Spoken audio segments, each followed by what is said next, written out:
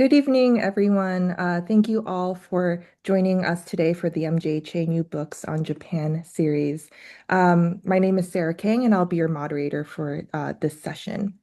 Today, I'm thrilled to introduce our main speaker, Dr. Akiko Takenaka. Dr. Takenaka is a professor in the Department of History and the director of the Global Asias program at the University of Kentucky.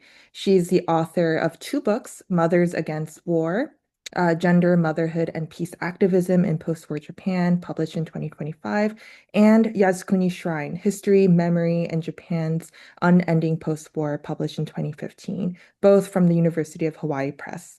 Her third book, The Fighting Grannies, In Pursuit of Peace and the Right of Commons at Mount Fuji, is under advanced contract, also with the University of Hawaii Press. She's the recipient of prestigious fellowships, including the Fulbright, the Japan Foundation Long-Term Research Fellowship, and the Michigan Society of Fellows. Following Dr. Takenaka's presentation of her new book, we'll be hearing from Dr. Chelsea Schieder, who will be serving as our discussant today. Dr. Schieder is a professor in the Faculty of Economics at Aoyama Gakuin University in Tokyo, Japan. She's the author of Co-Ed Revolution, The Female Student in the Japanese New Left, published Duke University Press in 2021, and a fictionalized graphic novel written with an artist, Helen Aldiger, based on her research for that book and published in French, entitled Tokyo 68, published at Libertalia in 2025. She currently also dabbles as a curator, serves as a forum director, a forum editor for the Asian Journal of Women's Studies, and is working on her next book on concepts of justice and the limits of the law in the anti-pollution trials in post-war Japan. At the end of Dr. Takenaka and Schieder's conversation, we'll open up the floor to Q&A. And at that time, please feel free to input your questions into the chat or raise your hand and I will call on you. All right, without further ado, Dr. Schieder, please feel free to go ahead and speak. Great, thank you. So we, with Akiko, with Professor Takenaka, we decided that I would introduce first, and she will speak a bit about her book. It's very fresh. It's also very beautiful. I'm sure she has it in the PowerPoint as well. And so she'll tell you a bit about her book, and then we'll have a discussion. We'll open up the discussion and then open it up to the audience as well. So I just want to open by saying that what I think is really the main contribution of this book and the literature, that it helps me understand that it already exists. So there is really something that feels natural about linking motherhood and mothering and peace. And if for historians here, you know, when something feels natural, that starts to feel kind of like an itchy question to us. That's a good place to start to dig. Yesterday, when I was preparing for this, I did a quick Google search for about Mothers for Peace, and I found many different groups. So an anti-nuclear group in California, an apolitical group in Belgium that works to end violence against women and children in Afghanistan, a literacy organization in Toronto, and then many other hits for isolated demonstrations, marches, and events around the world. These groups often evoke popular conceptions of mothering and as nurturing activities that's a nurturing activity that's also future oriented and somehow inherently opposed to war and war technologies.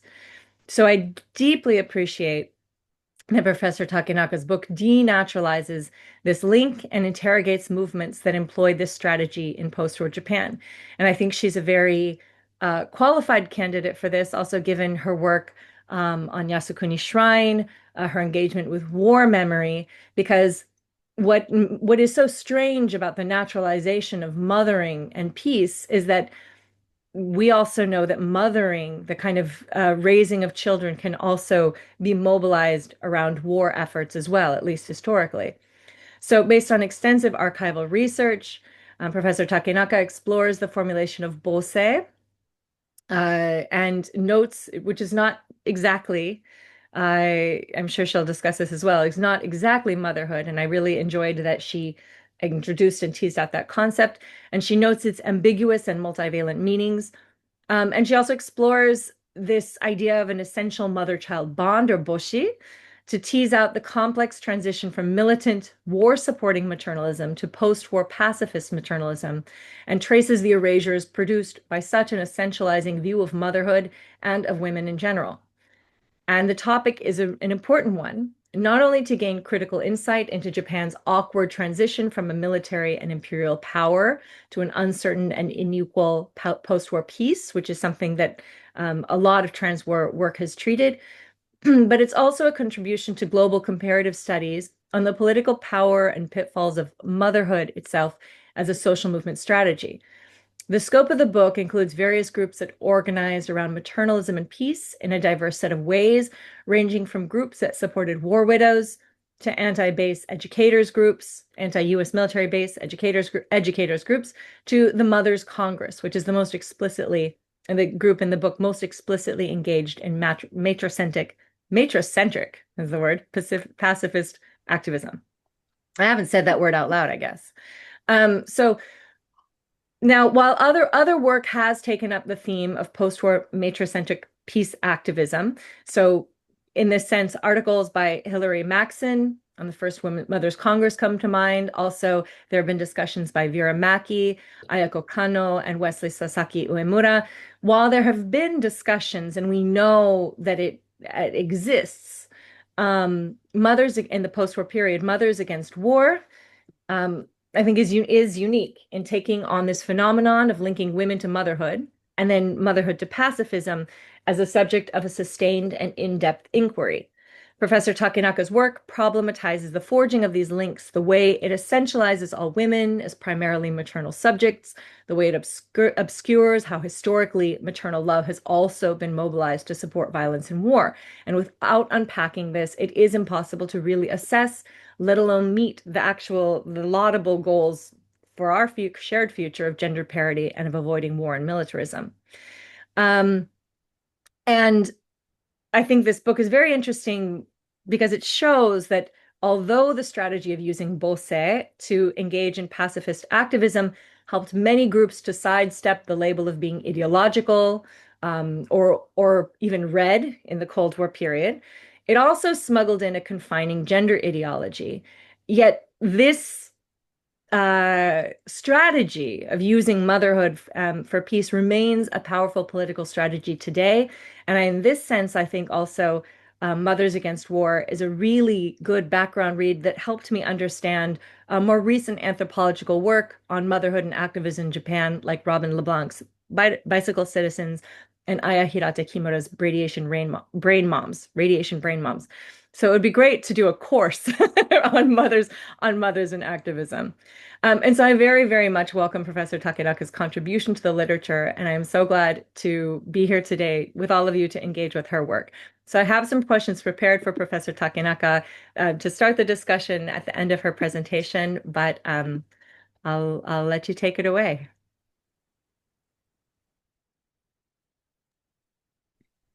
Can we just stop and go home now? That was great. I don't think we need my presentation now. All right, I am going to share my screen. Hopefully this works.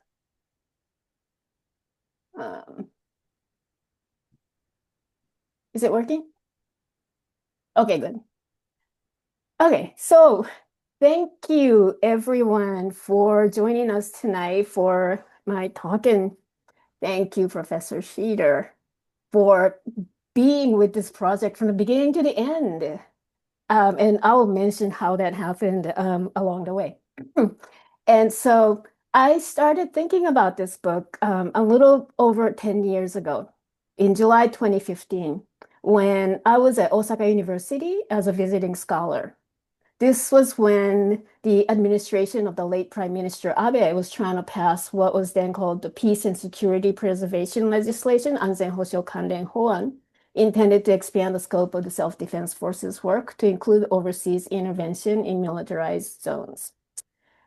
And I think we all remember seeing these kinds of scenes on TV and on the streets. And among those protesting, this group caught my attention. And I'm going to refer to this group as Mama no Kai today because that's how they called themselves when they were being activists. Their activism was visually striking. I was struck by how everything about it was characterized by stereotypical maternalism. So babies in strollers, toddlers in arms, balloons, daisies, pastel colors like light pink and light blue. Their posters featured photographs of young mothers hugging small children. In their public speeches and press conferences, the women identified themselves as through their children by introducing themselves as such and such's mom, nantoka-chan no mama. They never mentioned their own names. They used the third person mama rather than I or we. My first reaction to this group was, but why? Why are these women, many of whom are professionals, presenting themselves exclusively as mothers in order to promote peace? Why are they bringing their little children to rallies and demonstrations, even at night?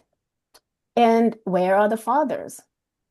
Of course, peace movements led by mothers are not new in Japan or elsewhere. Taking on the identity of the mother has often been a useful tactic for women to assert themselves. And there are many groups, just like Professor Schieder said, all around the world that use your mother identity to organize and act. So, for example, in the United States, these are just two samplings, right? Women's Strike for Peace from 1960s, they were advocating an end to the Vietnam War and bans on nuclear testing, and the more recent Moms Demand Action that works for gun sense in America. With most of these non-Japanese groups, the mother identity was just a starting point. The founding members' individual experience as mothers led them to activism that was then joined by like-minded people, whether mothers or not. And, as we all know, one doesn't have to be a mother to have emotional reactions to news of children's deaths or want to advocate for peace. But with Mama no Kai, the mother identity was the only one visible. Everything about the group suggested that their activism was driven exclusively by mothers of young children. Mama no Kai members have said that they welcomed women who were not mothers and that men could also join. But the non-mothers and even mothers whose children were older were typically relegated to the background. Some chapters explicitly requested that men help in the background and not make themselves visible. The image created as a result was that mothers of young children care about peace more than anyone else. The whole thing was just curious to me. And when I first encountered the Mama no Kai, I was revising an article about activism by war widows, or sensomi bojin, during the Allied occupation. Mothers with young children who lost their husbands to war had organized in immediate post-war years to pressure the Japanese government to provide them with much-needed financial and logistical support. Here, too, the women's identity was tied to peace. They presented themselves as peaceful mothers who had been victimized by a war they had never welcomed, a war they were powerless to prevent. The two actions by two sets of young mothers, 70 years apart, made me wonder what happened or didn't happen in between. I wanted to know how this idea of the peaceful mother emerged and took hold. And the article I was revising is this, and Chelsea, I workshopped this at Osaka University and you were the discussant. So this was the very beginning of this project 10 years ago. So the word bosei became central to my discussion of mothers and peace activism. So what is bosei? The Kojien, for example, only defines bosei as the qualities that women possess as mothers and doesn't elaborate on what the qualities are. Their definition of the word bosei-ai is more telling. According to Kojien, bosei-ai is the inherent and instinctive love that a mother has for her children. Inherent and instinctive. Some scholars and activists have considered the word bosei as problematic. For example, historian Kano Mikio uses the term bosei fascism to discuss the ways that Japanese women acted during the Asia-Pacific War. Or one of the activist groups from the 1970s that I examined in my book viewed bosei to be the cause of gender-based discrimination. But the word bosei is still popularly used in Japan today, typically by mothers who criticize other women as lacking in bosei, like bosei ga kaketeiru, bosei ga nai, for certain behaviors that certain women exhibit. In the book, I draw from sociologist Ehara Yumiko's analysis in which she identifies 3 attributes conflated in the word bosei. So they are function, practice, and ideology. Function is the biological ability of the female sex to conceive, give birth to, and breastfeed a child. Practice, tasks associated with childbirth and child care, and ideology is the desire that women supposedly have to bear biological children and to care and self-sacrifice for them. When the biological functions are conflated with ideological assumptions, there emerges this idealized mother image that all women presumably possess certain universal and innate traits. The idea of bosei was useful for women in the early 20th century, but it also came at a cost. On the one hand, young women could demand more rights and protections by framing them as a biological need for future mothers. For example, in the 19-teens, young female factory workers used bosei to fight for better working conditions. The outcome was the factory law, Kojoho, that passed in 1911 and was put into effect in 1916. It limited daily work hours to 12 hours and prohibited night work for women. The reason why they succeeded was because they argued not for the health and well-being of the women themselves, but for the need to protect their reproductive capabilities. The factory law then gave some rights and protections to women, but it did so by reducing their identity to that of the mother or the future mother. Other female activists also used the function and practice of bosei to argue for more rights and protection for mothers. Mothers need to be better treated for the sake of their children, they argued. One notable figure who advocated for this is Hiratsuka Raicho. She argued that the act of raising a child is a service to the nation and therefore mothers should be financially compensated. This was part of the famous motherhood protection debate, Bosei Hogoronso, from the late 19-teens. While this kind of activism sometimes led to improved state welfare for mothers, it did so at the expense of the women. Here too, the women's identity was reduced to that of a mother. Female teachers in the early 20th century also grappled with this double-edged nature of bosei. While the female factory workers were using bosei to fight for better working conditions, female teachers used bosei to justify their qualification for the profession. Using the ideological attribute of bosei, they argued that women with their bosei were especially suited to care for and nurture all children, not just their own. But on the other hand, bosei as function could be seen as a reason to discriminate against female teachers.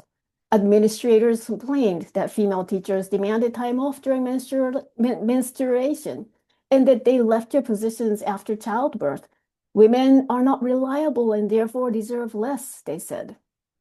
This issue temporarily subsided during the Asia-Pacific War when schools came to increasingly rely on women as male teachers were drafted into the military. But with the end of the war and the men's return to schools, the problem resurfaced. Female teachers would address this issue again in the 1950s. And so this is what the table of contents looks like. And in the time remaining, I would like to provide an overview of the book with a little bit of a focus on the chapter on the Japan Mothers Congress. I focus on this chapter today because it's the moment when bosei-centered feminism and bosei-centered peace activism converged in ways that had profound implications for both feminism and peace activism in the decades that followed. So each chapter of the book examines a key moment during the Cold War period in which women, and especially mothers, came to be involved in activities associated with war and peace. As I mentioned, their mother identity and the idea of bosei became central to their activism. And as we will see, the optics of bosei-driven mothers fighting to protect their children became useful in many instances. But just as bosei was a double-edged sword in women's fight for more rights in the early 20th century, bosei remained a problematic idea in post-war peace activism. So the first moment that I examined came during the Allied occupation, and this overlaps with that article in Gender and History. And so again, this follows the most affected groups of Senso Mibojin, right? When SCAP terminated all military-related welfare for Japanese people. And so these Senso Mibojin, their welfare had been cut. Many had young children, no work skills. And so many of these women who couldn't afford housing lived in mother and child dormitories or boshirio. Activist Makino Shuji, who at the time was the superintendent of the Musashino Boshirio, decided to help the women organize a movement. Makino coached the women to lobby lawmakers and generate publicity so that their voices could be heard. He also convinced the women that war widowed mothers were the biggest victims of the war. With Makino's support, the women established the National Federation of Widows Association, a nationwide network for all widows. And to emphasize their victim stance, the association named their newsletter Senso Giseisha, War Victims. Unfortunately, this group ended up getting quickly taken over and then squelched by a different demographic that was affected by war. The fathers who had lost their sons in the military, who went on to establish the predecessor of Nippon Izokukai. This is a fascinating story in of itself, and I can talk about it later if there is any demand. But after the breakup, other women, most notably Yamataka Shigeri, put in a lot of work so that the widowed women could receive government support. So this movement was not a straightforward peace activism.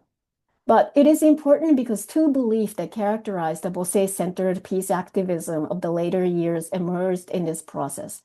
First, that it is mothers and children who are the most victimized by war. And second, that children belong exclusively in the care of their biological mothers. These two beliefs would develop into the idea that mothers are the best advocates for peace, and because of their bosei-driven devotion to children. The second moment is from the Korean War years, and it's about the controversies that occurred around U.S. military bases and rest and recuperation centers. And most problematized was the presence of pampan, or women who sold sex to the American servicemen. And in response, educators established the Japan Association to Protect Children, Nihon Kodomo Mamorukai.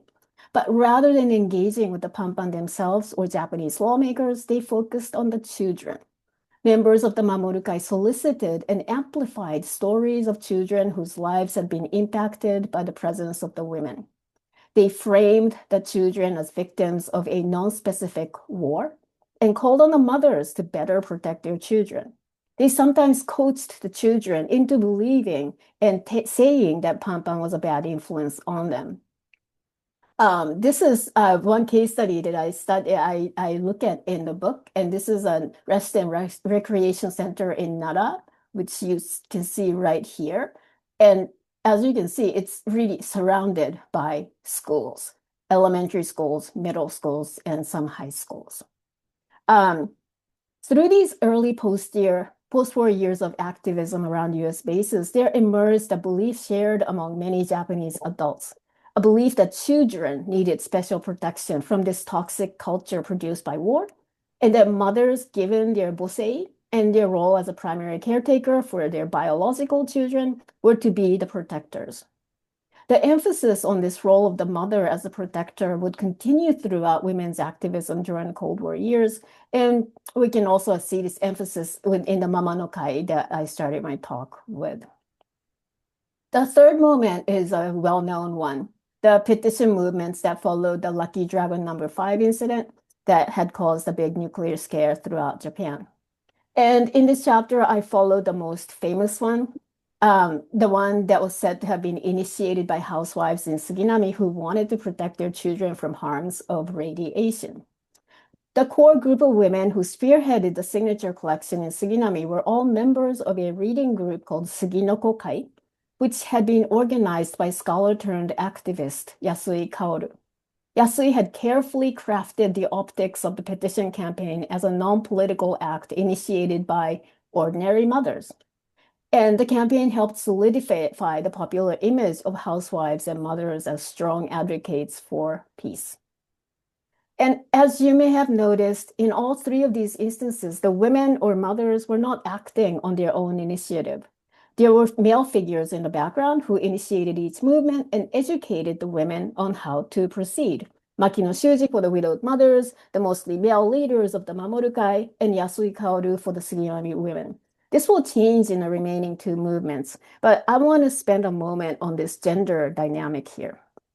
So if we pull back from the individual movements and think more about the time period when they're taking place, we arrive at the time frame that I included in the title of my book, The Cold War. As we know, Japan functioned as an American base during their wars in Korea and Vietnam, the not so cold wars in Asia. And in this context, to oppose America's wars in small or large ways would be to side with communism, or at least that was how society viewed the matter. Yasui Kaoru, the leader of the Suginami movement, for example, had been labeled Aka, red, ever since he started engaging in the activism. So using the image of mothers protecting children became useful for protesting against war-related issues. But again, it reinforced the image of mothers full of bosei, living for the sake of the children. The fourth movement that I examined, the birth of the Japan Mothers Congress, is the first time that women initiated a movement without male support. And Mothers Congress formed under the slogan that you see on the slide here. Official writings of the Mothers Congress typically credit Hiratsuka Raicho as a force behind the establishment of the organization. In fact, most literature presents the first Mothers Congress as a gathering of ordinary mothers who traveled to Tokyo in response to Raicho's call for mothers to unite for world peace and children's happiness. But this was not the case, as we will see. The first Congress was a 3-day event that started on June 7th, 1955. According to records, over 2,000 women, almost all mothers, gathered in the auditorium of the Toshima Civic Hall. Also, according to records, the women came from all across Japan. There is this one moment on the third day of the Congress when the moderator asked the mothers in the audience to share their own experiences, and many did. One young woman with a baby on her back said that she traveled for 5 days to get to Tokyo from Amami Oshima because she wanted to convey the difficulties that her impoverished village was experiencing. Another from Kita-Kyushu said that the local coal mine had closed and her community had been surviving on edible plants that they could forage. Many others spoke of similar experiences through tears. As I read these statements, I couldn't help wondering, how did they manage to get to Tokyo? Where did the money come from? And how did they learn about the Congress? And how did they decide to come? None of this is covered in official history or any related documents. And so it took some detective work to figure everything out. But what I eventually discovered was the heavy presence of female teachers of the Japan Teachers Union, from those in leadership positions to those that taught in elementary schools in remote villages. They encouraged the mothers of their students to attend. They raised funds for the trip to Tokyo. It was, in fact, female teachers that came up with the idea of holding a Mothers Congress in the first place. Mothers Congress was an outcome of these female teachers fighting for increased rights and protection in the name of Bosei, just like they had been prior to the Asia-Pacific War, but in a very different way. And I'm not going to go into too much detail here since it's a long story that involves the Japan Federation of Women's Organization, Fudanden, and international travel by Fudanden members to meetings of the Women's International Democratic Federation. And Veramaki covers a lot of this area. The person who conceived of the idea to hold a Mothers Congress in Japan was Maruoka Hideko, a scholar of women in agriculture, a mother, and a former teacher. Maruoka had been deeply involved in conversations that the unionized female teachers had been having as they tried to get their voices heard. So a few years earlier, in 1952, the female teachers of the Japan Teachers Union had started an annual research conference to explore ways to solve the gender-based discrimination that they had been facing. During the third meeting in 1954, the women had agreed to reach out to the mothers of their students in order to amplify their voices. Unfortunately, this third meeting ended up being the final one because the union leadership announced that, oh, we have no money for women and we're not going to let you hold these conferences anymore. Maruoka dedicated many pages in her memoir to these conferences. And she doesn't specifically note that she conceived of the Japan Mothers Congress as a replacement for the Female Teachers Conference and for them to reach out to the mothers. But the timing suggests that it was likely. The third conference for female teachers took place, the third and the last conference, took place in January of 1954. Maruoka announced her resolve to hold a Mothers Congress in Japan in February of 1955. The idea to reach out to the mothers also fits the goal of the Mothers Congress. The motivation behind establishing the Mothers Congress then was to create a venue for the female teachers to communicate with their mothers of the students, to convince mothers that female teachers needed more rights and protections in order to better serve the children. Of course, this narrative is nowhere to be seen in the official history of the Mothers Congress. Most topics covered in the annual congress in the annual congresses in the early years were in fact associated with children's education. But topics gradually shifted to protection of children, not just from war, but from other dangers as well. There's a notable example that came up in the early 1960s, protecting children from polio. There was a shortage of polio vaccines in Japan at the time, and Mothers Congress advocated for importing the vaccines from the Soviet Union. This, of course, was a highly political act, but it was framed as mothers simply wanting to protect their children. Other political topics, too, were similarly framed as mothers protecting children. There is this one moment when the Mothers Congress faced an internal turmoil. In 1970, a group of socialist women left the Mothers Congress. And this is around the time when split between communists and socialists and a variety of peace movements occurred as well, including, Gensuikin and Gensuikyo. And after the exodus, Iijima Aiko and Matsuoka Yoko led the women in the establishment of a new organization that they named Committee of Asian Women Who Fight Aggression Equals Discrimination. The group held an ambitious goal. It was to be a two-pronged approach that attempted to simultaneously address two kinds of aggressions that the women were concerned about. One was gender-based discrimination that led to aggressions against women, and the other was discrimination based on race that they argued resulted in imperialism. Unlike the Mothers Congress, they were cognizant of both Japan's crimes committed during the Asia-Pacific War and Japan's complicity with the United States in the Cold War geopolitical order. But as they engaged in their activism, the women came to realize the difficulties associated with engaging simultaneously with these two very different kinds of issues. Majority of the women started to focus exclusively on the gender issues which they faced daily. The shift to focus more on gender-based issues alienated many, and a number of women, led by Matsuoka Yoko, left the group in 1975. But even the women who remained were not able to successfully navigate their two goals at once. Many felt that in order for their critique of imperialist aggression to be heard, they needed to have a voice. In order to have a voice, they needed to elevate their status by eliminating gender-based discrimination. So it was a vicious cycle. The Committee of Asian Women officially dissolved in 1980, so they only lasted 10 years. In the meantime, though, the Mothers Congress continued to successfully meet annually using their identity of Bosei-driven mothers. So, as we have seen, the use of Bosei functioned as a double-edged sword throughout all these movements. The focus on Bosei as a function and a practice could be used to empower women, like the female factory workers and teachers attempted to do. But Bosei as an ideology has often reduced women to a mother. The mother identity was less problematic in the 1950s, a time when almost all adult women were mothers in Japan. But what will become of the mother identity, with Japan's fertility rate hovering around 1.3 per a woman right now?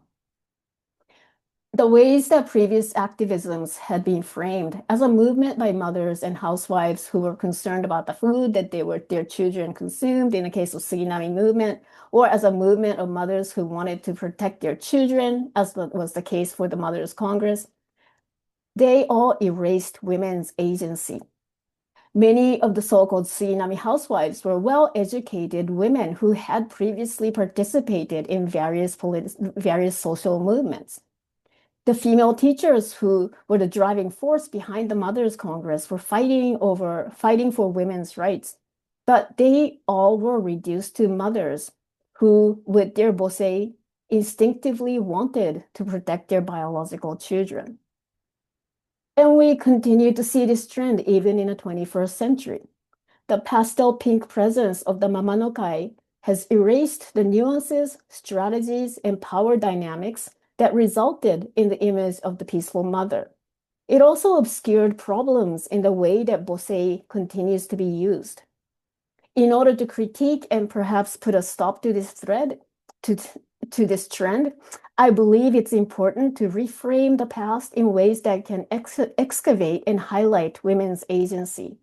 And I hope that my book has contributed to that task. Thank you very much. Thank you. Thank you, Akiko. Great. I think that's a very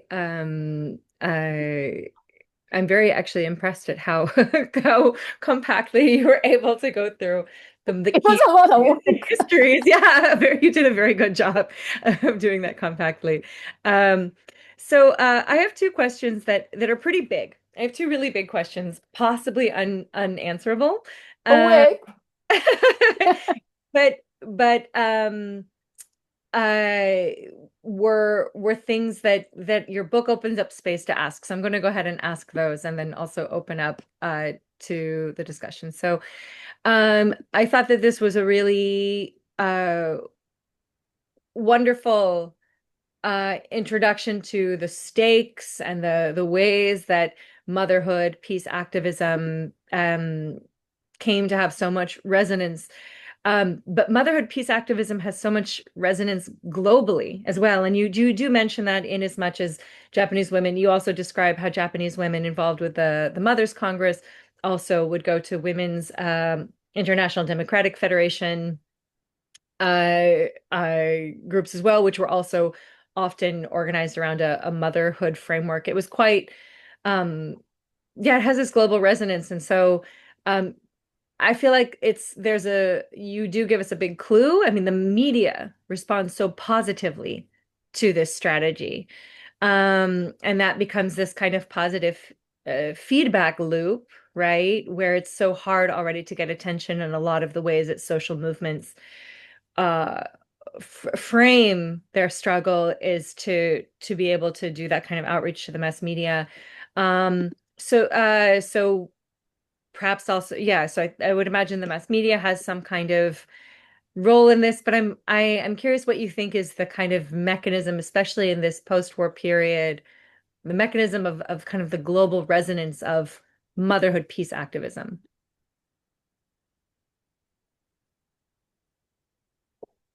Yeah, that's a big question. It's a big question. Yeah. Yeah, and I must admit that, I've been hyper focused on the Japanese situation, right?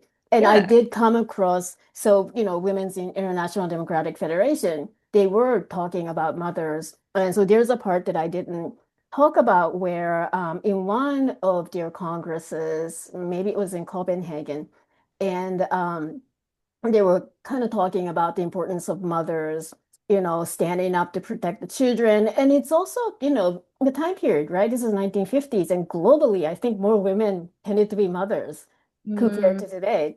mm, And so, and of course, children were a bit victimized by war, and children are the future. And so they do hold these discussions, conversations. And one Japanese delegate from Fudanden, Takada Nahoko, she was the inaugural president of the women's division of the Japan Teachers Union. And she stands up and she's like, let us hold a World Congress of Mothers. And it Mm, does take place in Lausanne, Switzerland. And this too, Veramaki talks about in her article on yeah. Hahoya Taikai, right? Um, Mhm. and so, she comes up with it. So again, it's a Japanese woman, teachers union woman that comes up with this idea, but it's like immediately embraced by everyone in the audience. But Mm, I do think though that part of that was that because everyone in the audience were mothers, right? And they identified and I wonder if like depending on time period, mothers were I wouldn't say synonymous, but mothers were often the same person as adult women, mhm. right? And maybe it's interchangeable. I don't know. But Mm, you mm. know, and again, right, I end up focusing really on Japan and, Yeah, I did try to do some comparative study of the idea of motherhood yeah, um, globally, but I didn't get as far as, yeah, looking at the movements other than this like superficial, well, like there are yeah, these modern movements, but yeah, yeah, it starts from motherhood, but it yeah, doesn't continue yeah, to be, right? And yeah, I think that I was just so taken aback by Mama no Kai, yeah, like yeah, men, please help, but please be invisible. And yeah, they carefully orchestrated their image so that, it's all young mothers with little kids running around who is in the front. And I just wondered, where does that come from? And I do think that this, Cold War era of everything being labeled as Aka kind of still has a legacy. And the mm, crit the mm, the critics of that too are still kind of like that, where, mm, the person who started the movement, Saigo Namiko, she was heavily, heavily attacked online by about, mm. for being Aka and accused of being Aka and a professional activist. And so the anti-these peace movement rhetoric is still the same as the 50s today. Yeah. So that too is kind of interesting. And I am going off the topic now. Yeah. No, no. I mean, I think this is really endlessly fascinating. And I mean, a book has to, you're not responsible for that whole to answer that whole question, but it's a contribution towards that, right? And I mean, this question of you even mentioned Mama no Kai, they don't call themselves activisto. And also in my interviews with Friday for the Future, youth activists from like 7 years ago at this point, they strongly preferred the word organizer, not activist, right? Activist still has a too ideological, too political meaning. And I know Nick Kapoor's next project is going to be about this meaning. Because it's clearly political. So what does it mean to say you're not political? And this is something I was grappling with in my work about female students to try to talk about a naive politics, a kind of faux naivete or something like that. And I think, um, so I think it's not one book can do it, but the fact you mentioned just that simply, um, unless a woman perhaps could not, I mean, there are many women who cannot become mothers, for various circumstances, just the very fact that women the overwhelming majority of women were mothers, expected to be mothers, um, is something else I think that's interesting to think in terms of historical context. And I think it's kind of hard for us to enter that world without being really explicit about it. And it also reminds me of this really wonderful book I read called Seiri Yohin no Shakaishi by Tanaka Hikaru. Have you read this book? I read that. Yep. The Yep. thing It that was so blew my fascinating. mind, yeah, the thing that blew my mind in this book is that, you know, women didn't have a lot of periods in until recently because they were pregnant a lot of their lives and Yep. nursing, and it blew my mind. And so yeah, I think also to kind of even think a little bit about, yeah, like in a kind of more sociological aspect about motherhood as well is really interesting. And that's why, I'm kind of curious how it's going to change in the future, right? Mhm. Because, it's not just Japan, but everywhere, birth rate is declining. I mean, in most, not all countries, but in many, many first world countries. And so, Mhm. like, where's the future in this kind of activism, and how Mhm. is it going to change? What's the next thing? Because, like, this thing had been around for 8 decades now, Mhm. Mhm. and I Um, don't know what that is, but yeah. Well, I guess that takes me to my next unanswerable question. Um, thanks, Chelsea. You're welcome. But just put you on the spot.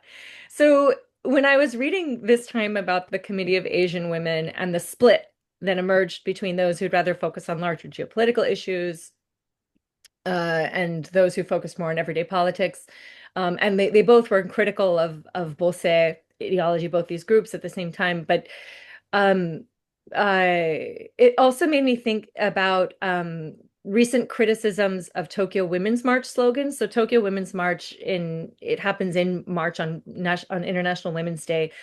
And there's a group called Josei Space or Mamorukai, so the Association to Protect Women's Spaces, that have recently issued a criticism, and they say, "Women's march ni josei ga nai."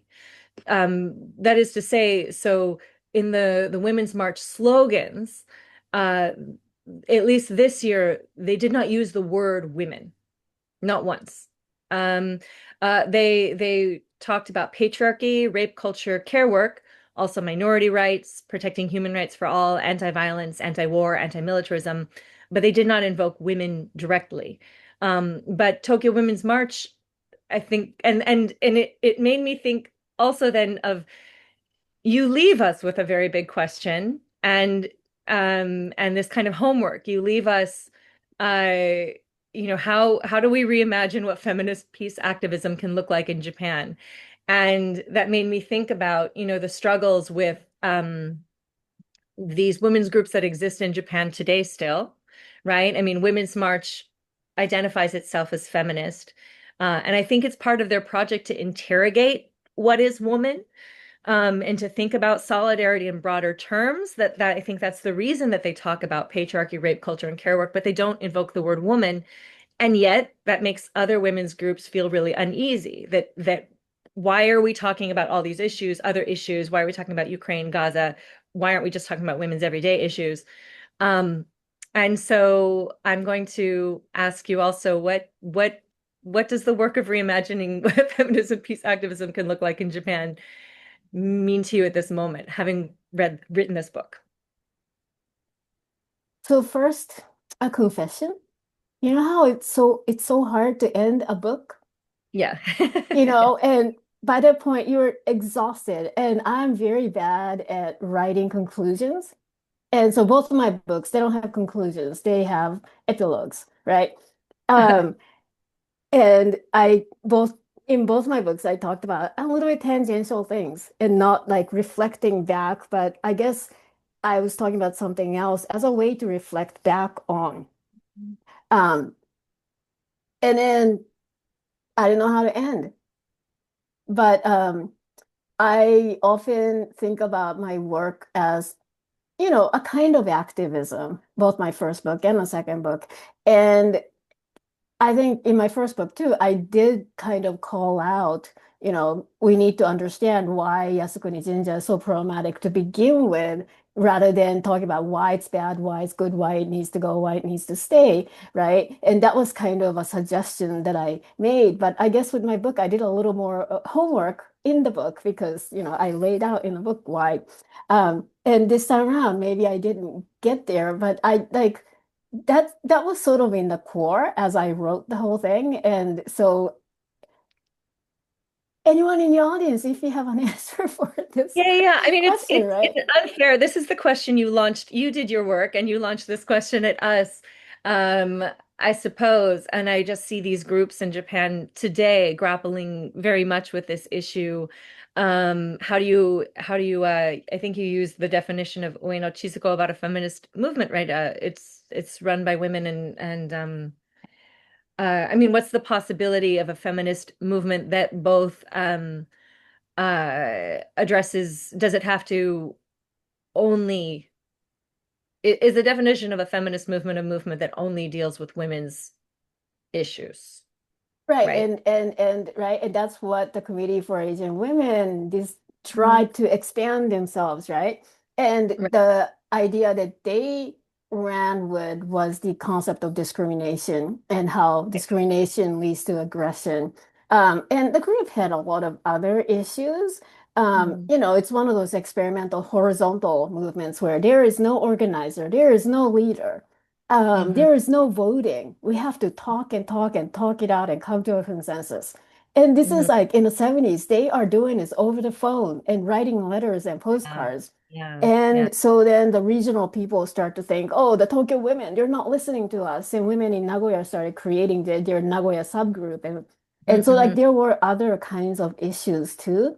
Yeah. But in their case, it was like split, harshly split, right? Gender-based discrimination, race-based discrimination. And even within that, I think their understanding, I mean, this is the 70s, so their understanding is, gender-based discrimination. Women don't have enough rights, right? Mhm. And then race-based discrimination, they were just thinking about at that time, America's wars and imperialism in Asia, in Korea, Vietnam, right? Um, and so rather than creating a binary like with the Tokyo Women's March that you just talked about, that's a brilliant example, I think, of a feminist peace activism Mhm. where, right, because like feminism and I don't know, there are other scholars of feminism who can speak more to this compared to me, but to me, sort of a more expanded version of feminism is, let's create a world where everyone can belong comfortably, right? Mhm. Equitably. And it doesn't have to be about gender, and it can be about anything, right? And so, like, let's think about equity and let's think about lifting up people who need that. And it doesn't matter. It doesn't have to be just women that they care about. And I think, like, so the word feminism becomes a Mhm. little, obsolete. Um, Mhm. but so I guess that's the kind of thing I was thinking about.